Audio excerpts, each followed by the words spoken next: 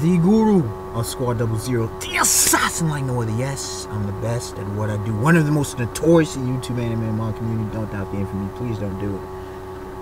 This is a promise video I made publicly.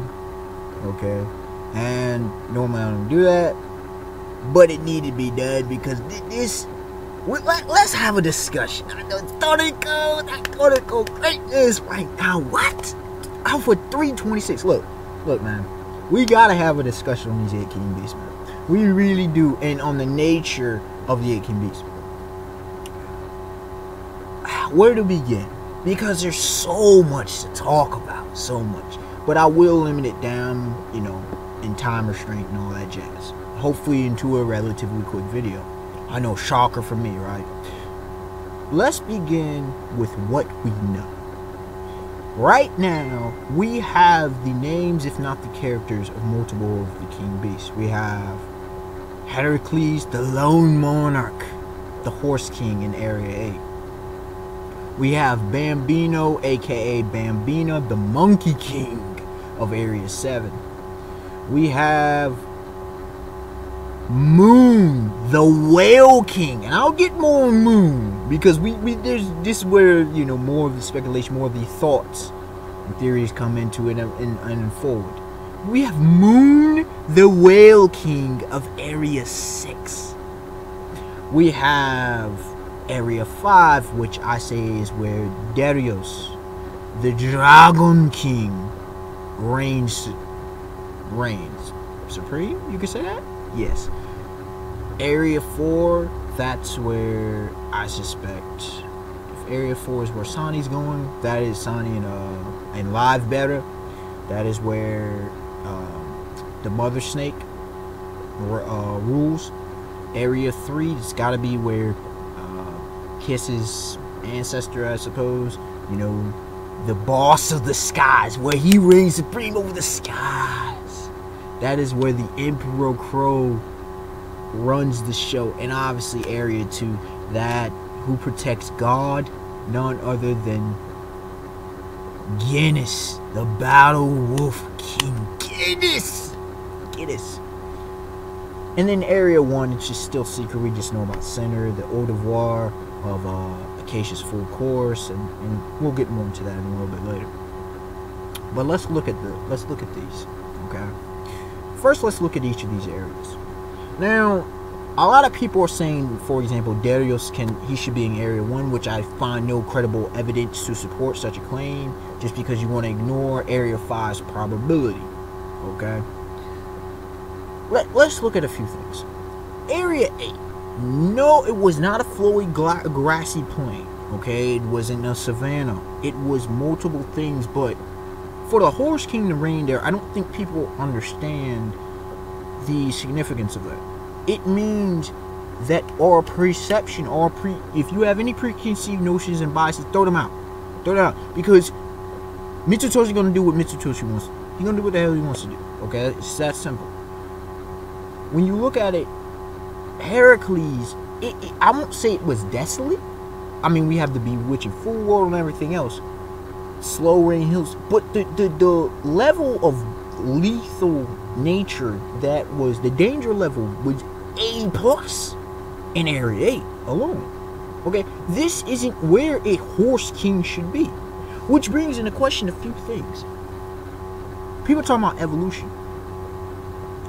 The Phantom Harak species, we don't know much about them, but the thing is, something to be able to survive these hostile conditions, specifically against the grain, against the norm of the human world. That's something that you have to understand about these 8 kings. They are a special breed. Literally, they're a special and rare breed. This is why they become the kings. Let's look at Area 7, mountainous.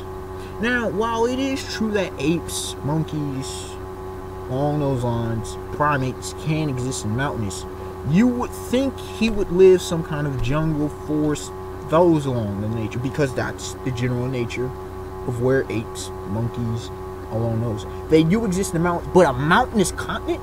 You would think it would be Darius, possibly. You would think it would be the boss of the skies, okay? The Emperor Crow. No, it was Bambino. Think about that. 2 kings who don't belong in their regions. Keep that in mind. Now we have Area 6, and you could say, well, the whale, you know, is a sea king. Now, I was not expecting the whale. I ain't got it for it. It makes sense, and I'll explain why it makes sense when I did individually with the 8 kings themselves. But I was not expecting a whale king in this series. But again, Mitsutoshi doesn't care. He's gonna do what he wants to do, and he's gonna bring forth a unique, specific style, as he always does. Just like with many of the animals, I couldn't conceive of these things, man. He just does what he wants to do, which is very nice, very cool, very radical, very rad, very rad. Whale King. Out of this tumultuous sea, you don't generally, until the people say, oh, you know, whales are pacifist late. Whales don't usually end up in turbulent seas. I'm just saying, this isn't generally the nature of whales. They don't be in turbulent seas. So again, Mitsutoshi is going against the grain once again. What do we know about Area 5? The food garden. It's a massive force. Probably colossal trees. And for the people saying Darius can't be, there may be a mountain or two, but regardless of that, a dragon is a giant reptile.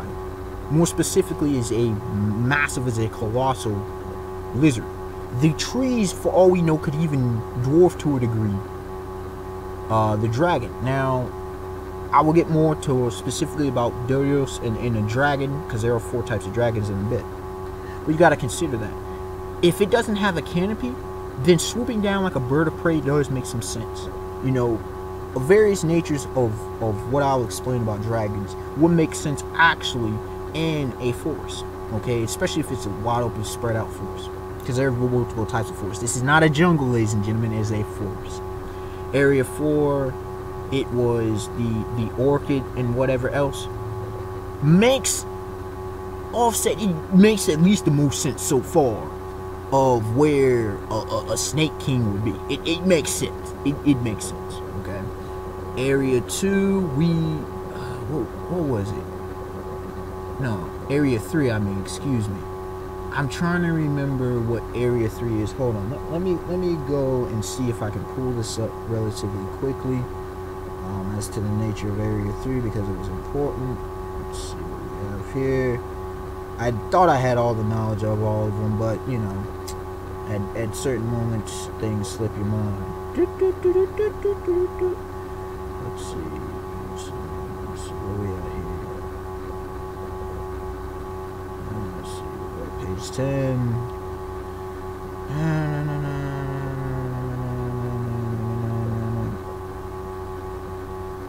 we'll go a few more pages.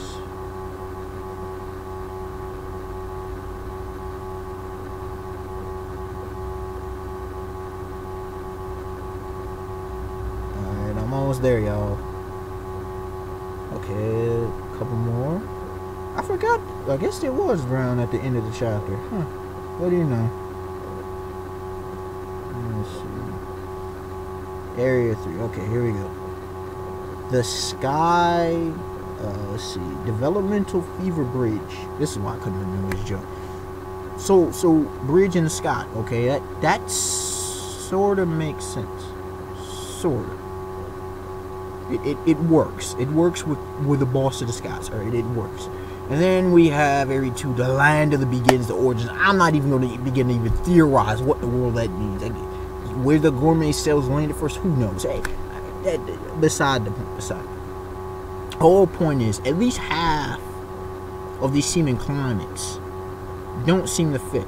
So whatever, you know, that allows wiggle room for Mitsutoshi to do what he wants. Now, specifically to the nature of the 8 kings. Now, I have said higher capsule levels. I've given radical stuff.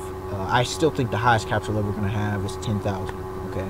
I think some of the individuals, I think Blue Natural going to be like 20. You know, capsule levels doesn't necessarily necessitate strength. And just because 10,000 doesn't mean, you know, it's capped. Is Guinness, what we saw from Guinness, is that his highest capsule level? I've still said this. The Wolf King is the 4th or the 5th. I still say Bambino is top 3, probably Heracles is 3 or 4, whatever. The top one, maybe the Boss of the Skies. It may be, you know, may end up being this Whale King. There may still be a Turtle King out there, and that may actually be in Area 1. Just saying, because I still think center is deep sea. I'm almost convinced it's deep sea, okay? And then we go into space, whatever else. But let's go with these. The Lone Monarch, Heracles. The names. First of all, the names of these creatures, okay? Heracles, Bambino, or Bambino, Moon, Guinness. Each of those have significance, but these names are crazy. These names are crazy. Heracles, you know, to the ancient Greek mythology, strong. The ability of Heracles, okay? This dude is able to create a vacuum, pretty much space, no air, nothing. Heracles can survive a year on a single breath alone. Now, we saw how ridiculous the breath is, but a year can fight for a month straight. We see the size of this creature. We see it running over the Rainbow Bridge. This creature is a massive threat. This creature is a global threat, easily. Literally, its breath can affect an entire ozone layer.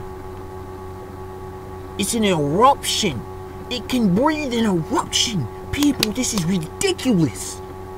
In a potential destructive capacity, global. Potential.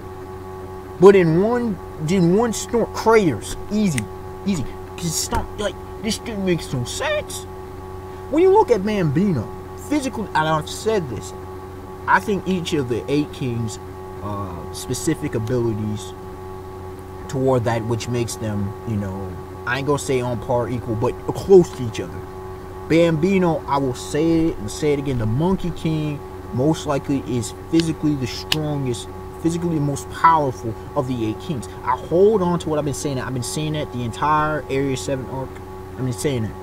And I will not change, because and we were backed by the facts of cutting, just a swing of his tail, cutting down mountains, tossing that junk around the globe, leaping into the thermosphere, right threshold of space, and just chilling.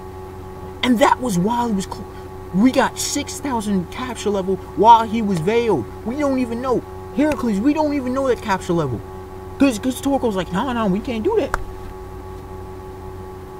Physically, this thing's a monster. Speed-wise, a monster. Everything about this is a physical monster. Now, when it comes to Moon, the Whale King, I've seen it where the greatest. It makes sense that it's the greatest. Greatest doesn't mean most powerful, necessarily. Strongest does not necessarily mean. Now, some translations, apparently it said biggest, which makes sense because, you know, greatest could be within biggest could be within greatest as well. Greatest can mean a lot of things, okay? When you look at, or maybe it's the area in which it dwells in. Who knows? You know, take it for what it's worth and let Mr. Toshi ride with it. If you understand whales are the largest. I don't know if it's a living creature, but I know it's definitely the largest animal life. You had the blue whale, clearly. Then the whale shark isn't too far behind. Now, it said the ability to even suck in light. That's on some black hole status, okay? Now, I'm not sure if it's open in mouth and swallowing it, or if it's emitting a certain aura or something about this. We don't know. This is pure speculation, but something along those lines of it having an effect on the surrounding area itself, and that itself is massively a threat. I mean, at one point, also with the 8 kings, there was the sloth king was thrown around, but it ended up being the monkey king. Now, when you look at Darius, we see the Melk's knife, we see Komatsu's the you know, from the tooth on the snout or something along those lines. We see Komatsu's Melk's knife is no joke. That junk is ridiculous. It is ridiculously OP. When you look at that, you look at the size, and this is, if I'm not mistaken, Area 5 is the largest of the continents. Okay, Area 5, man. This is a whole bunch of life. Now, I'm pretty certain that even Heracles is bigger. Heracles and you know, Moon are bigger than Darius, but Darius should be massive. And actually, if I remember, we got the measurements. The regal mammoth is larger than Darius, if I recall correctly. Don't quote me on that, but if I recall correctly, the regal mammoth was larger. Just FYI. But here is an environment of life and living. You talk about evolution. What better place to cause a giant reptile to evolve, to grow and develop, than a continent where the food supply is in abundance, where it seems endless? And people talk about flight. Now, obviously, the boss of the skies, that already tells us that Darius isn't supreme in the air. When it comes to aerial combat, and I'll get more to that, that's obviously the Emperor Crow. And we are seeing evidence with that with Kiss. Now, with Darius, people gotta understand, it was the Orochi, not Darius, that guarded the Cure Water. So get that nonsense out of your mind. That's where, and we don't even know if that was in Area 1. We don't know. Okay, don't stop. We've seen some of the we've seen the portrayal, the silhouettes and whatever else. When you look at it, Darius, even if you fly, which I think is possible, both land and air, makes perfect sense. What creature, both land and air, is a massive threat?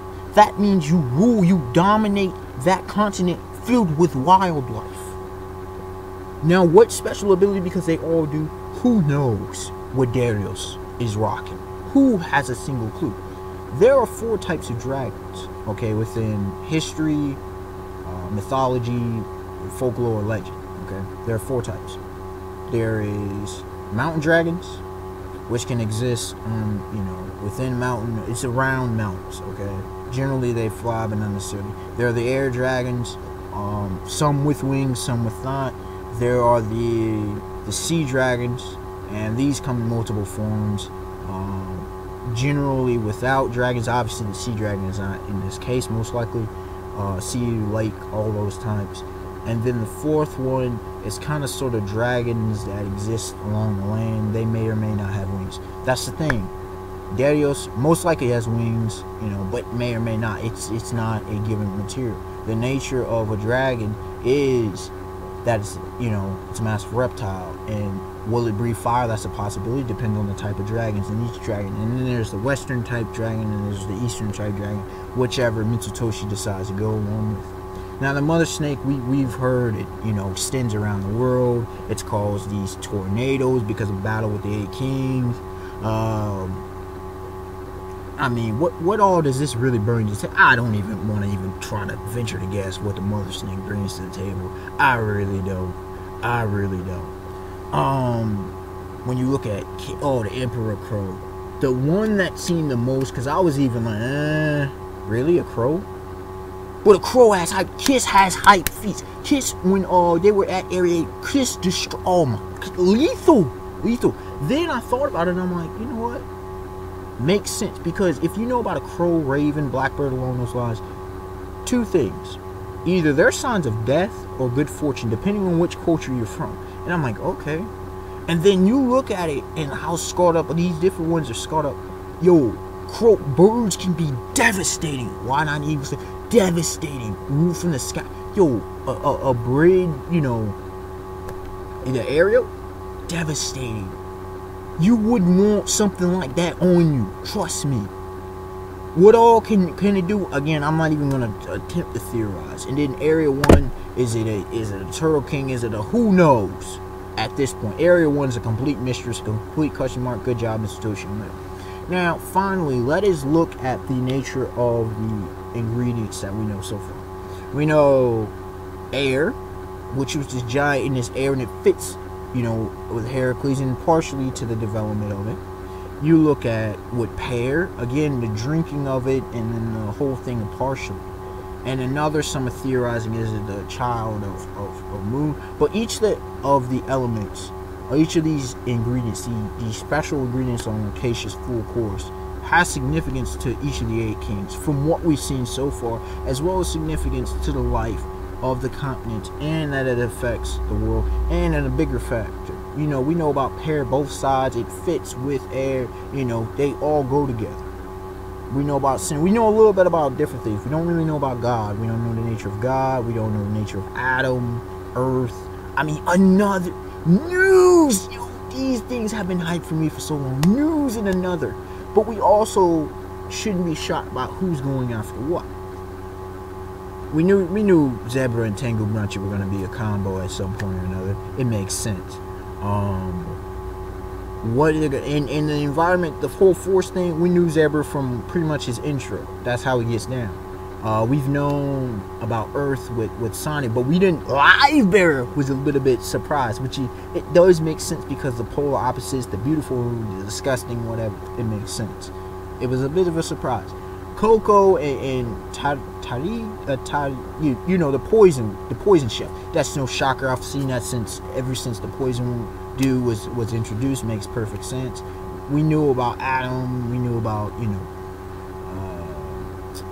Adam being the drink. He's going after the sun. He's going after the dessert. So it shouldn't be a shocker. Toriko's been with God and Staging shouldn't be a shocker. Battle Wolf should be the Speed King, just throwing that out there as well. The fastest alive. How fast Battle Wolf actually is, who knows? Could be light speed, people throwing things around. But this video turned out to be a bit longer. I can't say I'm too shocked. That's the nature of the beast. Unexpected one to like, comment, subscribe. Tell me your thoughts. Don't go into left field with these assumptions. Tell me your legitimate thoughts on each of the 8 kings, what you've seen so far. Some people are saying it's rushed, you know, Mr. Toshi's trying to get to a greater story. The 8 kings were never the end all be all, and he obviously, the gourmet world's too big. I knew they were going to split up at some point. It could have happened earlier, but he didn't decide to go that route.